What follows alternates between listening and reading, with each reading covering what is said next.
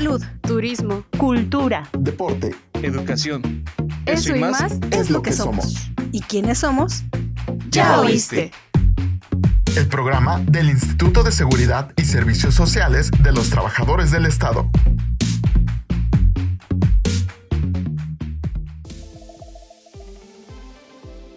Hola, ¿cómo están? Bienvenidos a un nuevo episodio de Ya Oíste, el podcast donde hablamos de salud, sin vueltas y con una buena compañía.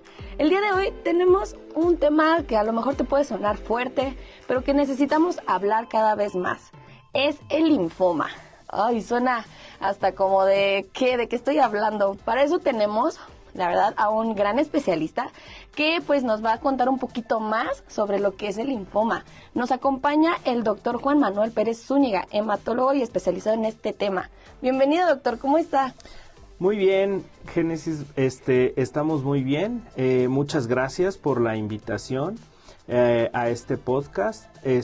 Hablar específicamente de un tema pues que cada vez difundimos más porque es más frecuente, el linfoma. Entonces, hoy venimos a descubrir un poquito más. Vamos a empezar así súper rápido y lo básico, doctor. ¿Qué es el linfoma? Bueno, mira, el linfoma generalmente es un tipo de tumor, desafortunadamente. Es una enfermedad que se caracteriza por afectar un tipo de glóbulos blancos. Nosotros tenemos en la sangre glóbulos rojos, plaquetas y glóbulos blancos. Los glóbulos blancos hay distintos tipos. Están los que tienen granitos, así les digo yo para expresarme, que son los granulocitos. Okay. Y existen los que no tienen gránulos, que son los linfocitos. Esos glóbulos blancos que se llaman linfocitos, generalmente, como nosotros, nacen, crecen, se reproducen y se mueren. Acá nacen, crecen, se reproducen y no se mueren, se acumulan en los estacionamientos naturales, que son los ganglios linfáticos, que son unas estructuras que tenemos en el cuerpo distribuidas. Las amígdalas, por ejemplo, que se le conocen como anginas también, son un tipo de tejido linfoide. El vaso, que también es una estructura linfoide, se acumulan en esas estructuras y dan tumoraciones. La enfermedad típicamente se estacionan esas células y dan tumoraciones. Algunas veces, muy raras, elevan las cantidades de sus linfocitos en la sangre circulante, pero la mayoría de veces es acumulación en los ganglios y ahí es donde se manifiesta justamente el linfoma. Entonces, el linfoma es eso, es la proliferación de linfocitos de forma anormal. Wow, o sea, ahorita que hablábamos sobre ganglios, me genera un poquito de curiosidad, doctor. O sea, aparte, leyendo claramente, que no solamente pues son como las famosas anginas, ¿no? Que hay más partes de ganglios en el cuerpo que se puede como gestar, por así decirlo, este tipo de cáncer. Sí, claro. Esta enfermedad, el linfoma, tiene, nada más para que te des una idea, 13 regiones de ganglios en el cuello, 7 por encima del ombligo y 6 por debajo del ombligo. Y nosotros las clasificamos, las que están delante de la oreja, detrás de la oreja, a nivel cervical, encima de la clavícula, en las axilas, en el tórax. Sí, justo hay distintas regiones y clasificamos cada una de estas para poder definir en dónde está la enfermedad y qué extensión suele tener. Y eso es muy interesante porque a veces nos vamos solamente con lo básico, ¿no? Que lo que mencionaba al inicio, las anginas, ¿no? Pero hoy estamos aprendiendo cosas nuevas. Hay más, o sea, hay 13 regiones. Y por ejemplo, hay una en específico en la cual sea más común que se presente de toda esa región. Mucho depende del tipo de linfoma. Como me comentabas hace un momento, los linfomas a grandes rasgos se clasifican en dos variedades, que son los linfomas de Hodgkin y los linfomas no Hodgkin. ¿Qué diferencia o qué característica tiene uno u otro? Hay ciertas características tanto de presentación o de edad, por ejemplo, de aparición. A grandes rasgos, el linfoma se caracteriza así de Hodgkin o no Hodgkin con base en la estructura las células que nosotros vemos en una biopsia. Es decir, si en la biopsia nosotros vemos unas células que se llaman de red Stenberg, estas células clasifican al linfoma como un linfoma de Hodgkin, pero si no, el patólogo no ve eso, se clasifica como un linfoma no Hodgkin. Así es como se hace la diferenciación. Y en cuanto a lo que me preguntabas, por ejemplo, el linfoma de Hodgkin es 8 de cada 10 personas van a tener la enfermedad por encima del ombligo. Nosotros utilizamos un músculo que está detrás del ombligo que se llama diafragma y decimos que la enfermedad está supradiafragmática o por encima del diafragma. 8 de cada 10 en el linfoma de Hodgkin. Y por ejemplo ese es más frecuente en personas de aproximadamente 25 años o menos. En cambio, el linfoma no Hodgkin es más común la enfermedad diseminada, es decir, puedes tener ganglios en el cuello y también en la ingle. ¿Se puede presentar en ambos? Así es. Se puede tener en más de un sitio y suele afectar a personas superior a los 60 años de edad. Entonces, son de esas características que tiene uno u otro linfoma, ¿sí? Y eso es sorprendente porque vamos a pasar justamente ahorita a ese punto que son los factores de riesgo, pero yo estaba leyendo que era más común en personas arriba de justo de los 50 años en adelante, pero ahorita que lo menciona, depende también de la zona en la que se ubique, o en el ganglio, por así decirlo. Pero ¿qué tipo de edad es como más común, al menos aquí en México, que se presenta el linfoma? Nosotros hemos hecho algunos estudios justo en el ISSSTE epidemiológicos. Hemos un par de publicaciones en ese sentido y hemos encontrado que es más frecuente en pacientes de edad avanzada. Es decir, si el linfoma no Hodgkin en particular, si yo separo todos los linfomas, 9 de cada 10 linfomas son no Hodgkin y solo uno es Hodgkin. Eso más o menos nos habla también de la edad de aparición. Como los Hodgkin son más frecuentes en jóvenes, sí hay un pico también en adultos, pero es mucho más frecuente en jóvenes. Casi siempre en el ISSSTE más o menos la mediana de presentación es los 22 a 25 años de edad. Y en los pacientes con linfoma no Hodgkin, la mediana de edad alrededor de los 66 años de edad. Es muy importante la edad porque nos casamos mucho con que, no, pues yo estoy chavo, a mí no me va a pasar, no, eso le pasa a gente grande, suena a enfermedad de gente grande, porque es lo que yo admito que cuando estaba más chavita, decía, no, pues es que es para gente ya más adulta, y no, o sea, ahorita estamos descubriendo que 20 años, o sea, 20. Claro. ¿Y qué otros factores de riesgo pueden como detonar este tipo de cáncer, doctor? A grandes rasgos, normalmente nosotros clasificamos los linfomas en Hodgkin y no Hodgkin.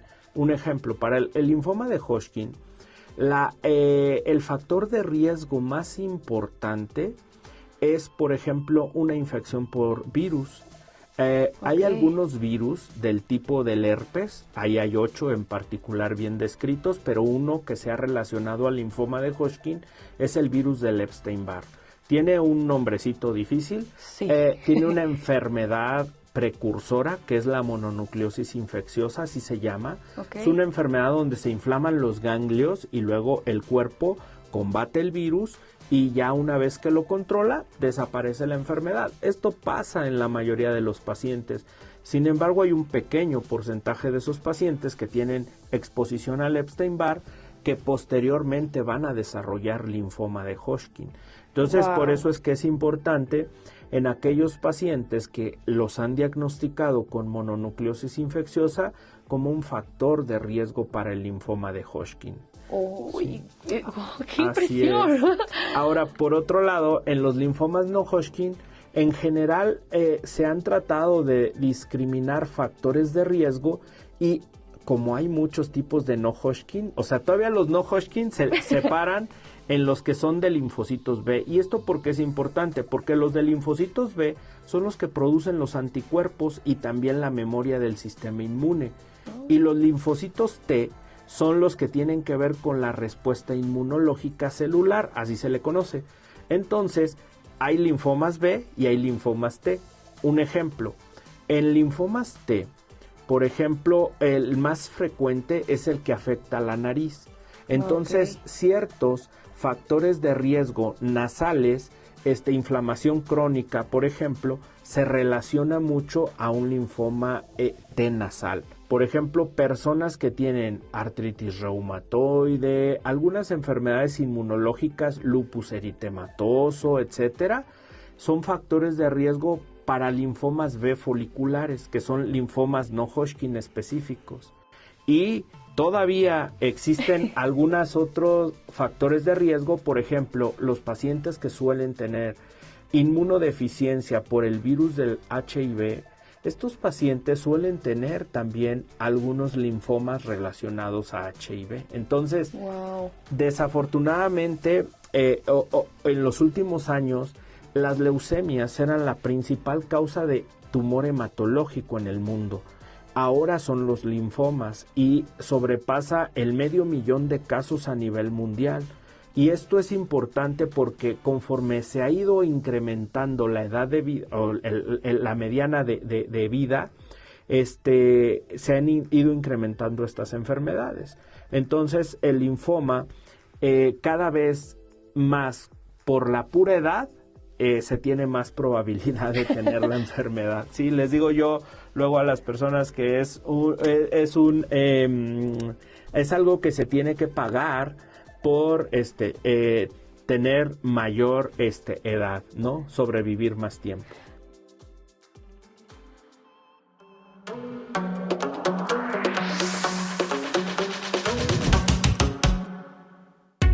¿Ya nos sigues en nuestras redes sociales oficiales? ¿No? ¿Qué esperas? Búscanos como ISTEMX y síguenos en Facebook, Twitter, Instagram, TikTok y YouTube. No te vayas, que esto aún continúa.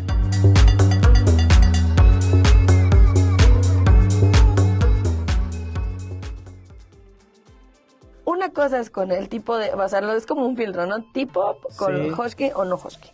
Y el otro es como de, de una enfermedad te deriva a otra. Claro. Y eso es ahí donde es muy importante tener una atención médica adecuada.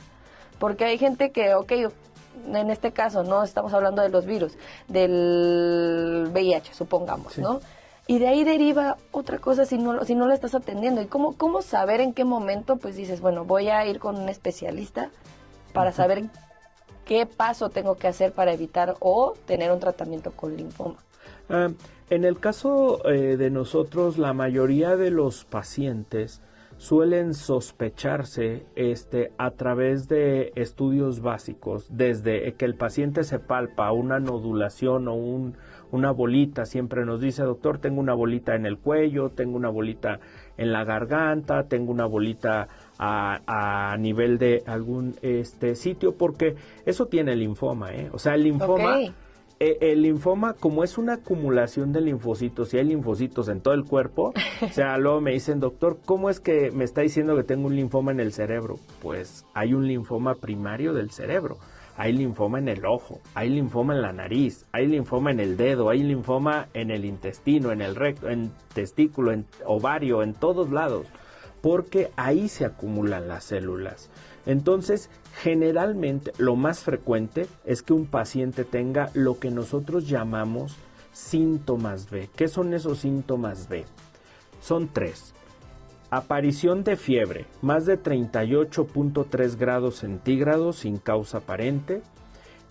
Pérdida de peso, que no es cualquier pérdida de peso, es perder el 10% de su peso en menos de 6 meses. Es decir, si alguien pesa 70 kilos, deberá perder más de 7 kilos en 6 meses. Y también la presencia de sudoraciones nocturnas, pero no es cualquier tipo de sudoración nocturna, es una sudoración que nosotros llamamos como profusa. Esa sudoración profusa, que es, le digo yo, él es el equivalente a que te empapes de la ropa y la tengas que quitar y exprimir, literalmente, porque es una sudoración muy marcada.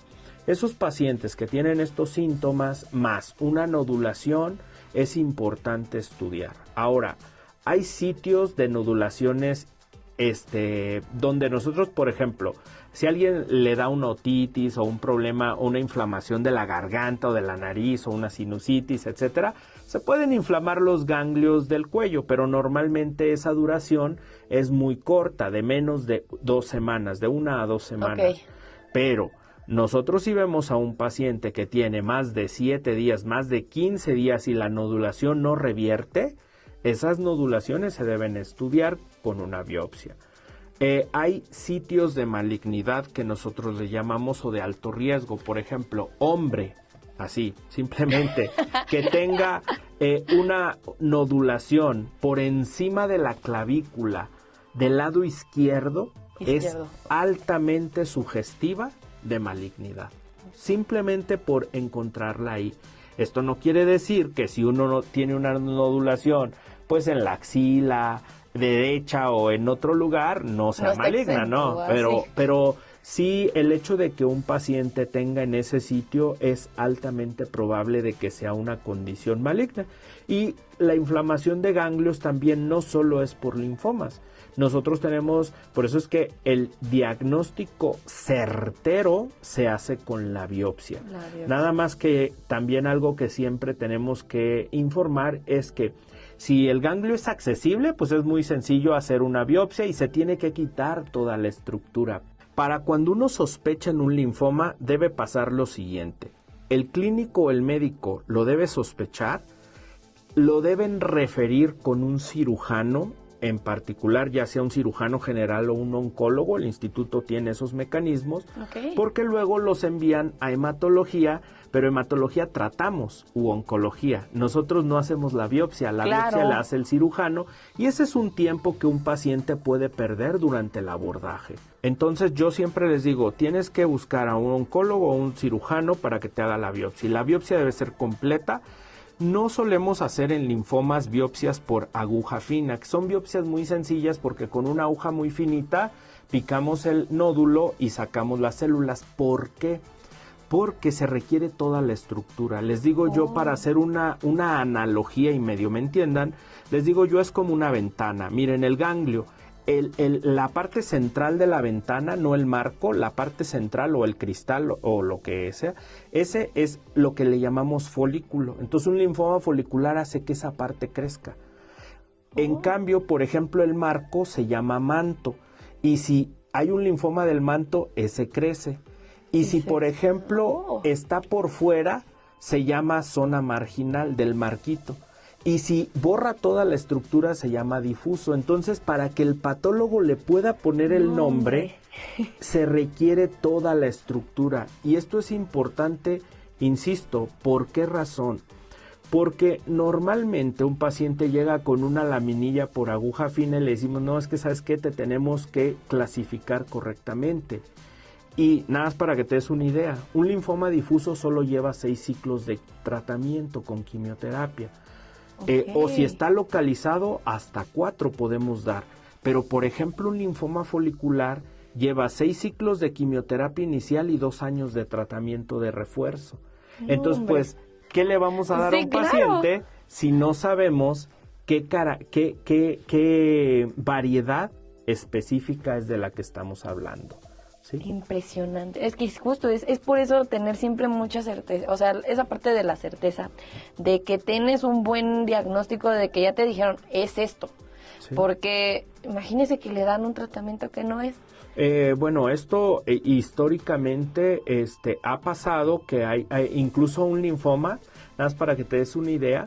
Nosotros luego hemos tenido algunas hasta quejas porque se nos comenta, es que el doctor me dijo que tenía un linfoma indolente. ¿Por qué luego usamos esa nomenclatura? Y los linfomas indolentes, no es que un linfoma sea indolente, o sea, no somos ni nosotros somos indolentes, sino que se les conoce como linfomas indolentes a aquellos linfomas de crecimiento lento.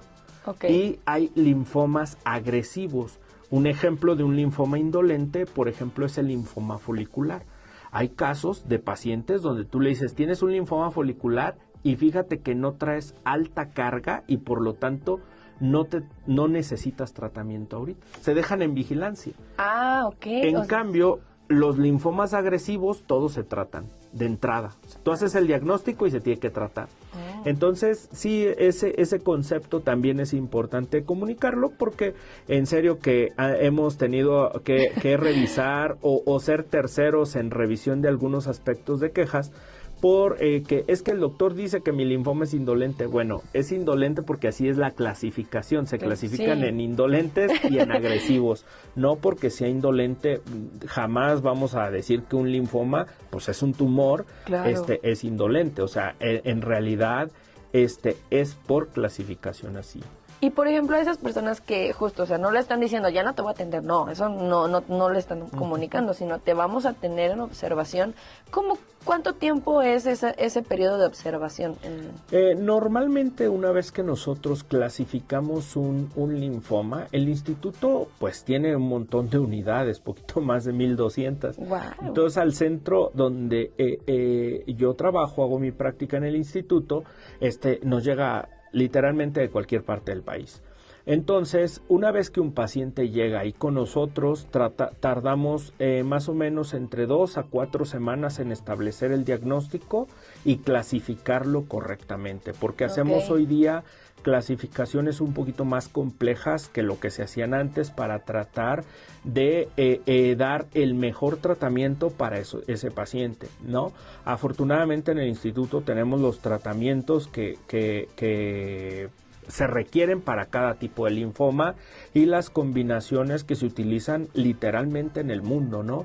Entonces, el tratamiento, una vez que nosotros le damos al paciente, si el paciente tiene indicación, máximo entre 1 a 5 días se está recibiendo su tratamiento.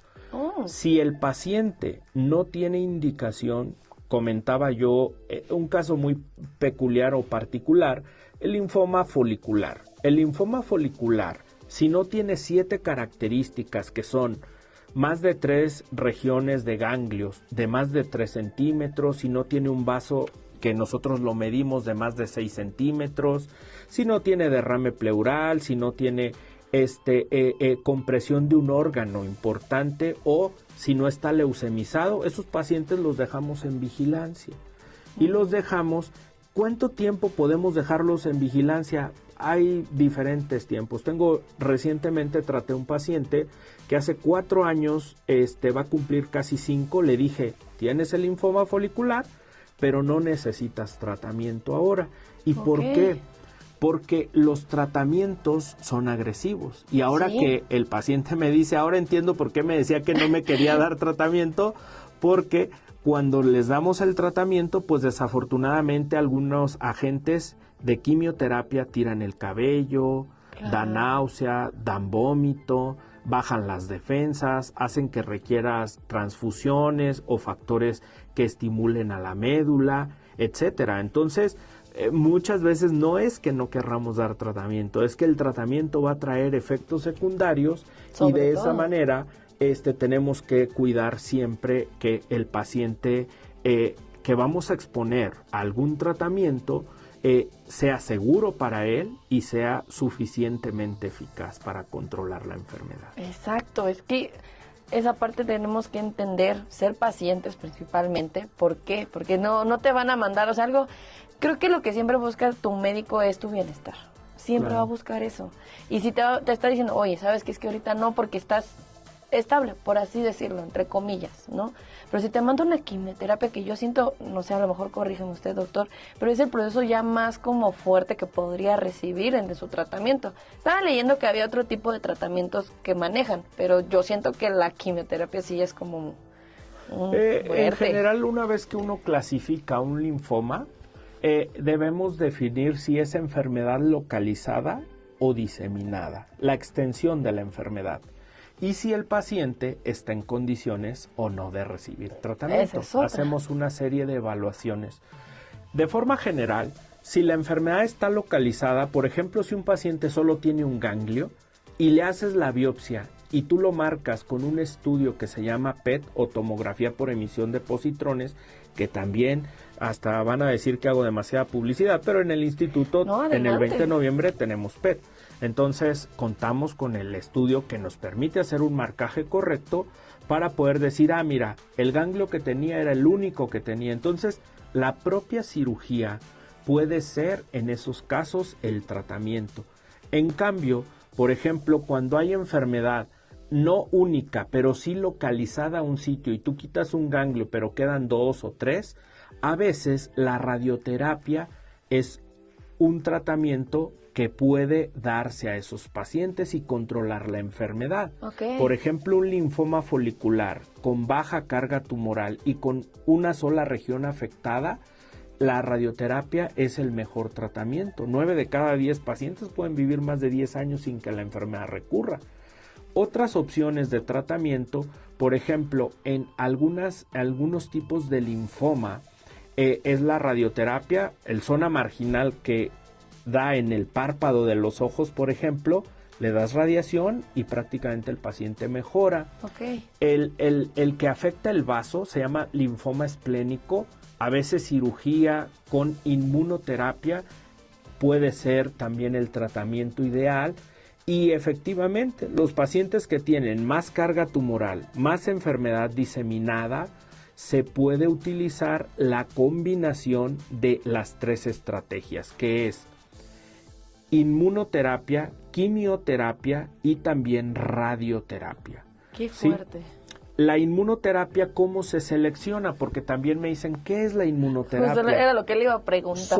Son agentes de tratamiento o agentes terapéuticos que van dirigidos contra algún blanco en el linfoma. Un ejemplo, si yo tengo, al hacer la biopsia, yo encuentro un marcador que se llama CD20, el instituto cuenta con rituximab y ovinutuzumab, nombres impronunciables, les digo a mis pacientes, son nombres de contraseña segura, que van contra el CD20 y hacen que el sistema inmune lo detecte y ahora sí destruya el tumor. Okay. Si yo, por ejemplo, tengo un CD30 positivo, que ese se ve más en linfoma de Hodgkin y algunos T, el linfoma de Hodgkin requiere brentuximab. Y también en el instituto lo tenemos aprobado para los pacientes. Obviamente hay que hacer procesos administrativos para documentar que estos pacientes requieren esos tratamientos y a veces nos demoramos. Y esa es la razón por la cual también tenemos que tener estos marcajes antes de iniciar tratamiento.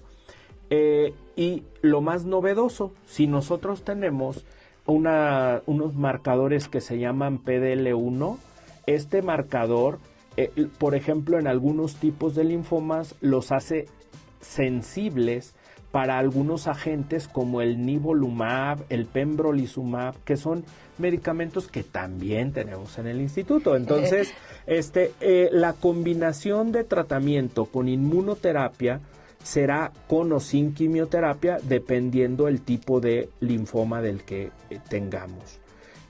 La quimioterapia sí son sustancias químicas que son antitumor y que lo que van a buscar es reducir el tamaño del tumor y eliminarlo. También me han preguntado que si estas estrategias de tratamiento buscan controlar el tumor o el linfoma o curarlo. Muy pocos pacientes pueden darse el lujo de tener una cura funcional. La mayoría de los pacientes van a tener control de la enfermedad. ¿Qué es esto? Desaparecer todos los ganglios que se inflamaron al inicio y lograr esa respuesta, pues generalmente hasta 5 años, 10 años, y pueden tener recurrencia algunos linfomas, otros no. Otros van a estar cronificados y van a requerir tratamiento, luego no, tratamiento, luego no. Y ahí utilizamos algunas estrategias. Hay pastillitas ya también de quimioterapia, por ejemplo, para el linfoma de manto ya utilizamos mucho. El instituto cuenta con ibrutinib, zanubrutinib, acalabrutinib, muchos medicamentos orales para controlar ese tipo de linfomas, ya sea solos o en combinación. Y estos medicamentos bloquean señales que hacen que los linfocitos sobrevivan, y al inhibirlas, prácticamente el paciente mejora su calidad de vida. Entonces existen también, me han preguntado, oiga doctor, he leído del trasplante. Bueno, el trasplante casi de forma general, se deja solamente para los pacientes que tienen recaídas. Sí existen algunos linfomas que se trasplantan en primera línea, le llamamos nosotros. Cada vez que les damos un tratamiento antilinfoma a un paciente, le llamamos línea de tratamiento. O sea, primera línea Anotado. es una, si un paciente recae, segunda línea, si un paciente recae, tercera línea, y así sucesivamente. Y por ejemplo, ¿cuántas veces son esas recaídas? O sea, ¿hay un límite o...? No, esto depende de la evolución del paciente. O sea, hay pacientes que tú diagnosticas con linfoma, les das tratamiento de primera línea y jamás recaen, ¿sí? Y ahí dices, bueno, ahí en esa persona funcionó así. Claro. Pero claro, todos somos diferentes. Sí, cada uno, y también en estadísticos gruesos se sabe, ¿no? Por ejemplo, en linfoma de Hodgkin, es una enfermedad donde 8 a 9 de cada 10 pacientes hoy día con una línea de tratamiento no van a tener recurrencia. Solo 1 a 2 de cada 10 van a recaer. Y no es tanto, o sea, si lo vemos así, no es tanto. En cambio, por ejemplo, hay linfomas, un ejemplo, el linfoma de Burkitt, que es otro tipo de linfoma que se relaciona mucho a infecciones por VIH.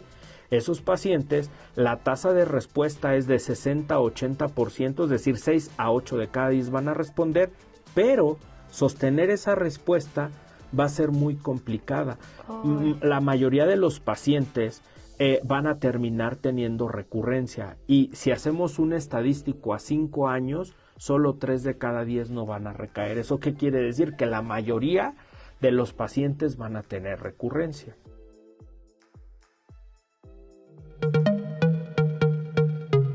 ¡Hey tú! No te muevas, esto aún no termina. Y si te perdiste algún programa, puedes escucharlo en tu streaming favorito. Estamos como Ya Oíste.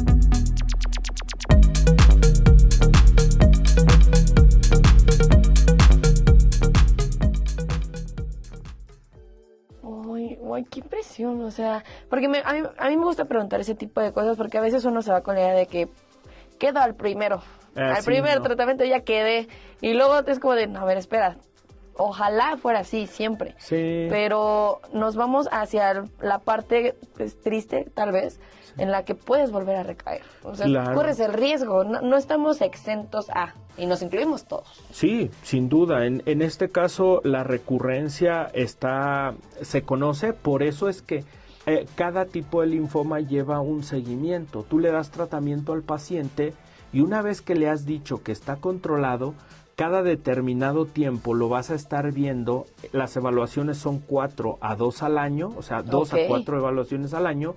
Algunas con imágenes, algunas sin imágenes, con solo estudios de laboratorio, y los va siguiendo durante 5 años. Y esta es la razón por la cual nosotros, generalmente al término de los 5 años, en hospitales de especialidad, terminamos diciéndole al paciente, hemos terminado tu evaluación y ahora te toca ya nada más el seguimiento en la clínica, y los referimos a sus unidades nuevamente. Eso es muy importante, porque a veces yo pensaba que se quedaban ahí, pues es que es una enfermedad que a lo mejor estamos hablando justamente hace rato, que no es como tal curable. O sea, se puede manejar, se puede controlar, pero, o sea, el tiempo de los 5 años, eso yo hasta lo voy a anotar, lo voy a tener ahí porque no sabía. Y ahí es pues, ¿cómo decirlo? Un chequeo ya en tu clínica, hablando de parte del ISSSTE. Sí, justamente, y en muchos medios, o sea, también en otras instituciones, el plan generalmente o las guías de práctica clínica mandan cuánto tiempo se le tiene que vigilar a cada paciente, ¿sí? Un ejemplo, en el instituto, por ejemplo, cuando nos envían pacientes que han recaído y los trasplantamos en el centro donde yo trabajo, el paciente incluso llega, se le hace el trasplante, y una vez trasplantado lo vigilamos solo 100 a 180 días, es decir, más o menos 4 a 6 meses y el paciente se regresa a su seguimiento a la unidad de referencia. Ok. Sí. No, miren, ya notaron, todos anoten, por favor, ténganlo ahí, compartan. No, es muy importante saber todo este tipo de cosas porque a lo mejor hay gente que del otro lado que nos está escuchando que lo está padeciendo o tiene algún conocido y poder comprender mejor. O sea, la verdad es como, ese es el objetivo de Ya Oíste. Y ahorita que estamos platicando, doctor, me vino una pregunta, o sea, estamos hablando de las edades, yo sé que estamos regresando un poquito, pero ¿pasa en niños? Sí, hay linfomas en niños, son infrecuentes, la mayoría. Las leucemias son más frecuentes en niños que los linfomas, pero claro que hay linfomas en niños. En niños. Entonces se deben igual clasificar y tratar. Existen programas de tratamiento para esas edades. Aclarar también algunas cosas que siempre nos hacen. A ver, los pacientes siempre nos dicen cuando nos ven en la consulta, y creo que esto sí merece una atención, es ¿puedo o no tomar vitaminas? A ver, yo algo que siempre les digo es no pueden, ¿y por qué razón? Porque varios de los agentes que nosotros utilizamos en realidad suprimen vías que tienen que ver con las vitaminas. Digo, no es tanto como en leucemias o en algunas variedades específicas de linfomas, pero de forma rutinaria la verdad es que no se recomienda. Sí, afortunadamente hoy día tenemos métodos en laboratorio para medir las concentraciones de vitaminas y saber realmente a quién le falta y a quién no. Claro. Pero de forma rutinaria no se suele hacer. Otra cosa que siempre me preguntan cuando visitan mi consulta, sobre todo la de primera vez, es ¿qué puedo comer, no? O sea... Era lo que le iba a preguntar, ya me ganó, doctor, porque sí. ¿Qué puedo comer? Les digo yo, miren, el tratamiento va a depender, o el alimento va a depender del tipo de tratamiento al que te expongamos, y ahí sí es bien importante que le preguntes a tu médico. Cuando el tratamiento es endovenoso, no hay tanto problema con interacción con dieta, con algún tipo de dieta, o no existe una restricción. Pero cuando los tratamientos son orales o cuando el tumor, por ejemplo, está en el tubo digestivo, pues sí tendremos ahí que ajustar. Entonces, mi conclusión siempre es, o mi respuesta es, la tengo que individualizar y en cada paciente le diremos, esto sí se puede, esto no. Y algunos medicamentos, sobre todo cuando en linfoma del manto, cuando a un paciente le tocan medicamentos orales, eso sí, tienen ciertas restricciones.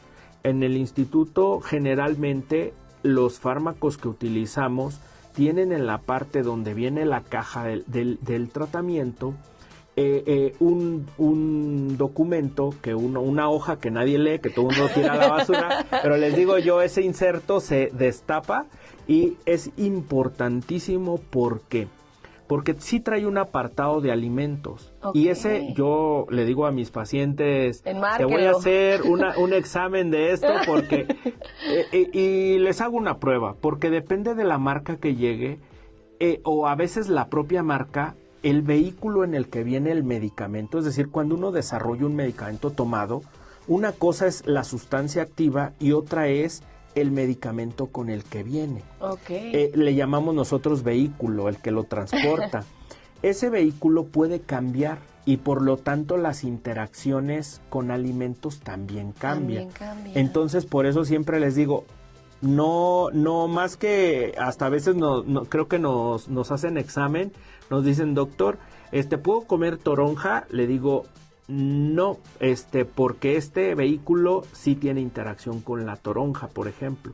Wow. Entonces, uvas, doctor, también tiene interacción con uvas, pero ya muchos lo han leído, ¿no? O sea, léanlo. Así es, justo por eso siempre mi recomendación es alimentos específicos con fármacos orales, lean el inserto, porque independientemente a veces nosotros le decimos, puedes tomar lácteos, puedes tomar esto, y resulta que ese lote de fármaco sale con un vehículo que no es compatible con eso y entonces le va a dar efectos adversos. Y que no se les haga fácil decir como de, ay, un cachito no me va a hacer daño. Así es, No. o es lo mismo. Exacto, o sea, es por tu propio bien.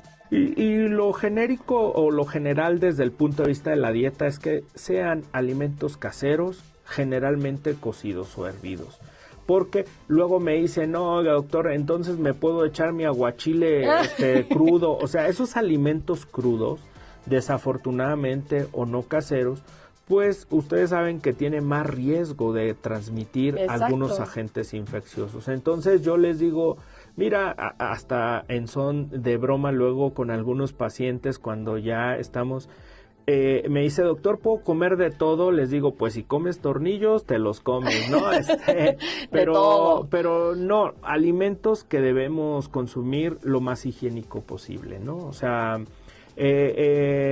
puedo comer, el paciente a veces quiere que casi nosotros le digamos, puedes comer pastel, chilaquiles, etcétera, etcétera, etcétera. Hay una lista. Les digo yo, no, puedes comer de todo en cantidades lo más normal posible y lo más higiénico posible. Anoten por favor, porque sí, o sea, yo sé que se nos antoja y más cuando, o sea, yo que me he enfermado luego del estómago es cuando más se me antojan las cosas. Cuando te dicen no puedes comer, eso es como que algo dentro de ti se te activa y dice, ¿cómo de que no quiero? Y se te antoja, pero no, es por tu salud. Si te lo está diciendo tu doctor es porque te quiere ver bien. Claro.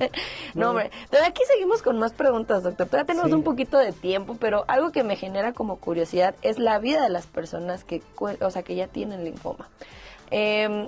¿Cómo es esa parte? O sea, como usted que lo ve con personas, pues, puede decirse diariamente, Sí. ¿cómo es que llevan su vida? O sea, ¿lo ven normal? Ahorita hablando de la comida, Ajá. pues ya me acabo de enterar que hay ciertas cosas que no pueden comer. Sí. No, mira, en general la verdad es que los objetivos del tratamiento son muy claros. Primero, es tratar de erradicar la enfermedad. Ese es el ideal para todos. Otro objetivo que tenemos que trazarnos es, si no podemos erradicar la enfermedad de forma completa, reducir. ¿Y reducir con qué finalidades sería esto? Recuperar la funcionalidad del paciente. Porque imagínate que tenemos a un paciente que tiene una tumoración que comprime la médula espinal o un paciente que le comprime los riñones y hace falla en el riñón por eso, ¿sí? O un paciente que tiene un tumor que no le permite ver, ¿no? Uh-huh. Entonces, ese tipo de pacientes, obviamente el objetivo debe ser tratar de recuperar la función lo más rápido posible. Por eso es que las estrategias de tratamiento cambian. Entonces, lo primero que hay que hacer es tratar de recuperar la función. Eso es lo primero. Lo siguiente es tratar de hacerlo de la manera más segura. Incluso desde el punto de vista médico siempre hay principios. Yo creo que hoy día lo más que procuramos es la seguridad de un paciente antes de la eficacia. Y esto yo también hago un comentario a veces un poco drástico y les digo, oye, ¿tú crees que haya células tumorales resistentes al ácido clorhídrico o al sulfúrico? Pues no, pero el problema es que no les puedes dar eso porque Exacto. no es nada seguro. Entonces se va a echar al paciente también. Entonces, los medicamentos hoy día o los esquemas de tratamiento deben ser seguros y también eficaces para el paciente. Ahora, hay distintos tipos de pacientes. Yo sé que luego el paciente a veces se siente como que lo tratamos diferente, pero le digo, es que mira, lo tenemos que individualizar, porque ¿Sí? Imagínate que yo tengo un paciente que viene de Tijuana o uno que viene de Mérida, por ejemplo, con nosotros, o de Chiapas, etcétera.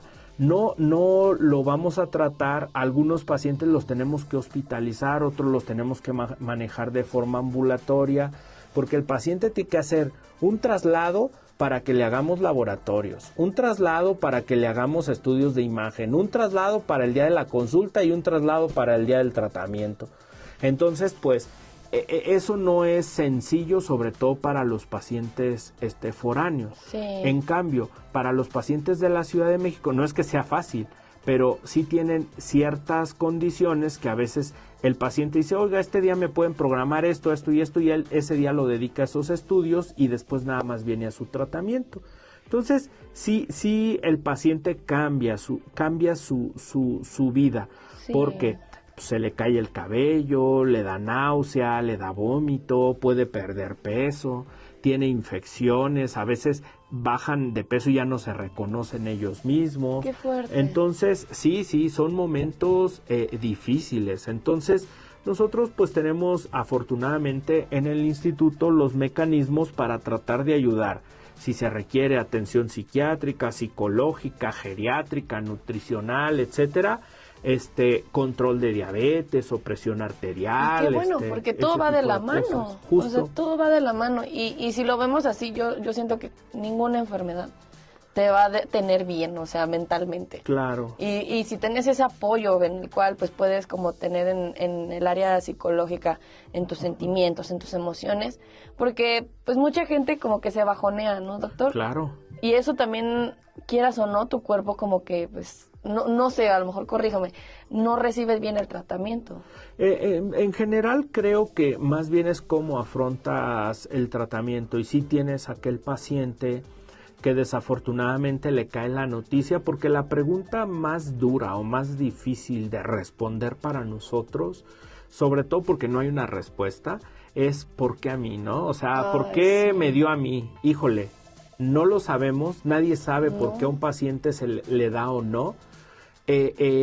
No podemos explicarlo, pero una vez que ya tenemos el problema diagnosticado, en este caso un linfoma, pues hay que ofrecerle lo mejor. Y lo mejor va a depender de la evaluación que te hace tu médico en todos los sentidos de qué tan funcional eres, si tienes alguna contraindicación para dar quimioterapia, si tienes o no accesos venosos por donde vamos a poner el tratamiento. Ay. Porque hay pacientes a los que hay que ponerles un catéter para ponerles por ahí la quimio, hay pacientes a los que les tenemos que pasar la quimioterapia por una vena porque tiene el tumor que comprime los grandes vasos o hasta coágulos dentro de los vasos y no podemos ponerle con el riesgo de que se quemen.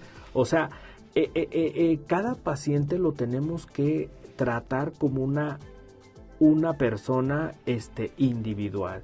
Claro. Y desafortunadamente cada vez, o sea, que hay más pacientes, hay estas dudas, ¿no? O sea, hay algunos institutos o algunas zonas donde sé que existen algunos grupos de pacientes de linfoma, de cáncer, sobrevivientes de cáncer de todo tipo, no solamente linfomas, donde se les trata de dar este apoyo, y ahí sí cuenta muchísimo que los propios pacientes que ya han pasado por esta situación apoyen a otros pacientes dándoles información, dándoles terapia de soporte. O sea, porque muchas veces en el instituto, pues obviamente nosotros tenemos un determinado tiempo para la consulta y nos enfocamos en lo técnico, en evaluar laboratorios, la exploración clínica, los estudios de imagen, y aunque tratamos de hacer, no hay como esa fluidez de confianza. Ajá, como no sé, como el vínculo, por así decirlo. Sí. O sea, se entiende, porque son base de testimonios, base de vivencias que pues dices, bueno, si esta persona pudo, yo puedo, no sé. O sea, es como lo hablábamos hace poco aquí entre mis amigos y yo, es como de, te apoyas, debes de tener esa red de apoyo, porque al final de cuentas tienes un tiempo limitado en tu consulta. Claro. Y eso es de vez en cuando, ¿no? O sea, que tienes cierto número de citas. Pero ya que tienes a estas personas que te van a escuchar, que pasaron lo mismo que tú, o que tú tienes dudas y dices, ¿cómo lo hiciste? A lo mejor a mí me sirve, a lo mejor no. No siempre seguir el mismo tratamiento o pues por así decirlo, consejos que la otra persona vivió, porque cada uno es diferente. Claro. Y mi recomendación es con los compañeros de trabajo social de los distintos hospitales y el propio médico, muchas veces el equipo de enfermería, tenemos como esa respuesta, ¿no? De, ¿sabes qué? Si existe un grupo aquí, y lo está llevando X derechohabiente y generalmente o familiar, y les ayuda mucho. Se realizan algunas actividades, a mí me ha tocado participar en algunas donde me invitan directamente, doctores, pregúntale al médico lo que quieras, y ahí justo me llegan estas preguntas, o sea, esto porque me dio, este alimento sí lo puedo comer, o sea, preguntas que a veces son muy generales y que aunque nosotros a veces se los damos en los documentos de consentimiento informado, escrito, a veces como que pues tú lo quieres preguntar, ¿no? No es una duda que te surge. La verdad es que toda la información que nos ha brindado a muchas personas, y yo me incluyo, nos ha quitado muchas dudas, esos estigmas, esos ¿cómo decirlo? Como mitos que luego tenemos en nuestro propio pensamiento, y aquí fueron rotos. Aquí literal fue como de vamos con todo, vamos a informarlos. Y me gustaría, pues antes de irnos, doctor, a aquellas personas que nos están escuchando del otro lado, algún mensaje que les gustaría dejarles para los que a lo mejor tienen ya ese linfoma o para prevenir en este caso. No, mira, yo diría que para todos aquellos pacientes que tienen linfoma, pues que sigan sus indicaciones médicas, y sobre todo aquellos pacientes que tienen recurrencia de la enfermedad, tratar de disminuir las secuelas con tratamientos seguramente planteados por mis colegas. Entonces hay opciones de tratamiento. Creo que dentro de las opciones, aunque insisto, puedan en ocasiones no ser con fines curativos, dan muy buen control de la enfermedad y les va a permitir regresar o recuperar su funcionalidad y realizar sus actividades rutinarias de vida, que es realmente lo que nosotros buscamos, ¿no? Efectivamente, doctor. Pues la verdad es que yo me voy muy contenta, estoy muy agradecida de que nos haya acompañado en este podcast, en este episodio. Y pues a todos los que nos están escuchando, si este episodio te dejó pensando, te ayudó a entender un poquito más este tema, pues la verdad es importante compartirlo, llevarlo a más gente. Tú compártelo, dile mira, escucha, y síganlo compartiendo, porque la información es gratis y nos puede ayudar muchísimo. Capaz y sí, literal lo necesita alguien y ya aquí resolvimos sus dudas, ¿verdad, doctor? Claro. Y si te queda alguna duda o quieres que sigamos hablando de más temas, pues escríbenos en redes sociales, ponnos un comentario, qué tema te gustaría que platiquemos. Y pues nada, esto fue todo por este episodio de hoy. Muchísimas gracias, doctor, y gracias a ustedes que nos escuchan. Yo soy Génesis Sainz y nos escuchamos en un próximo episodio de Ya Oíste. Cuídense mucho, hasta luego.